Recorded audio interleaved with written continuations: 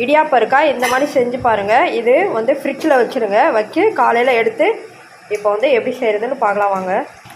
ஃப்ரிட்ஜில் வச்சா இந்த மாதிரி கொஞ்சம் ஆடாயிரும். இப்போ வந்து இதை பிச்சு போட்டு மிக்சியில் வந்து பிச்சு போடலாம். இதை ஒரு 2 குத்து விட்டு எடுத்துக்கலாம். இப்போ இந்த மாதிரி உதிரியாக ஒரு 2 குத்து விட்டாலே வந்துடும். ஃப்ரிட்ஜில் வச்சு எடுத்தால் தான் இந்த மாதிரி வரும். வச்சு எண்ணெய் ஊற்றிக்கலாம். கடுகு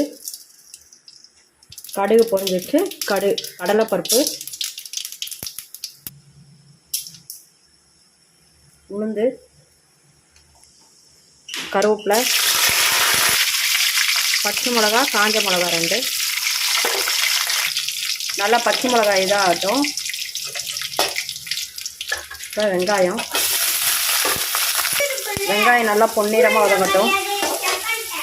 தேவையான அளவு சால்ட்டு, பெருங்காயம் லைட்டாக போட்டுக்கோங்க.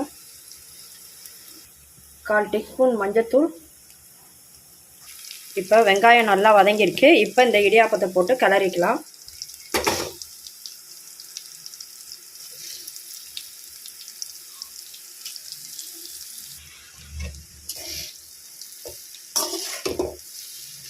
நான் கிளறிட்டு காட்டுறேன்.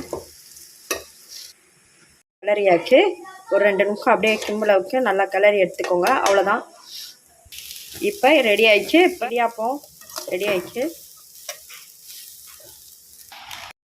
சுவையான டேஸ்டான இடியாப்பம் ரெடி ஆயிடுச்சு. மீந்த இடியாப்பத்தை இந்த மாதிரி செய்து பாருங்கள். சூப்பராக இருக்கும். குழந்தைகளும் விரும்பி சாப்பிடுவாங்க. இந்த வீடியோ பிடிச்சிருந்தா சப்ஸ்கிரைப் பண்ணுங்கள். பெல் ஐக்கானை கிளிக் பண்ணுங்கள். Okay friends, thank you.